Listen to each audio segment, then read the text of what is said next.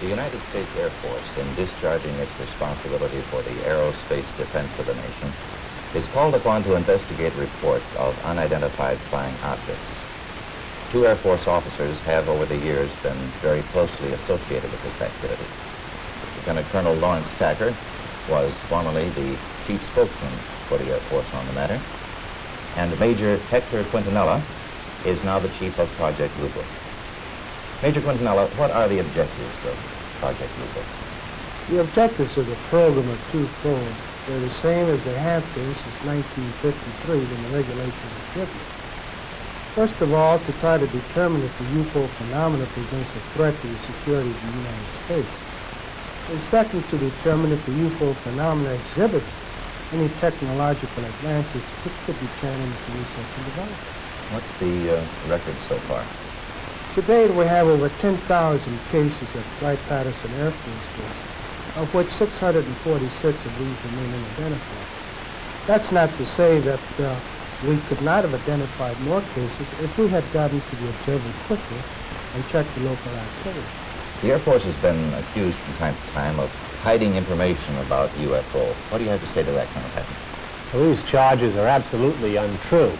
Actually, the United States Air Force releases statistics on the UFO phenomena through the Department of Defense press desk periodically, and we've always honored accredited media when they want to investigate a given specific sighting.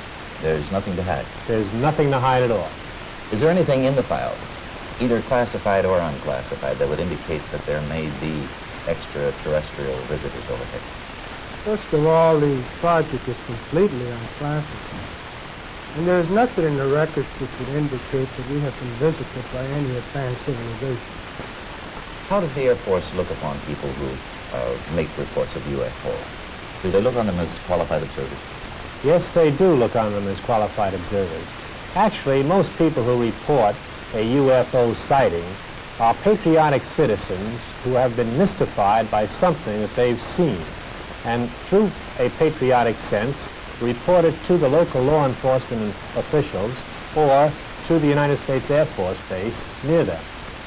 What would you consider as a person qualified to interpret what he sees? Well, I consider astronomers are genuinely expert in their field. First of all, they have a tremendous advantage over the other physical scientists, and that is that they have powerful telescopes and photographic equipment to confirm their interpretation. Do astronomical laboratories make any contribution to the UFO program? In a negative way they do, because I've never received a UFO report from an observatory. Not a one? Not a single one. Well, how about the tracking and detection facilities that the Air Force itself has? How does this fit with the program? Well, actually, to begin with, the United States Air Force is charged by an act of Congress with the air defense of the United States. And the North American Air Defense Command and the Air Defense Command have space tracking facilities which are constantly on the alert 24 hours a day. We're interested in anything that flies in our atmosphere. Well, how about UFO reports in other countries? How are they handled? Well, UFOs actually occur worldwide. However, the United States is the only country in the world that places as much emphasis on the phenomenon. Other countries place a burden of proof on the observer and not on their Air Force. And that would make your job a lot easier if they did that here. Yes, it would. Thank you, Colonel Tacker, Major Quintanilla.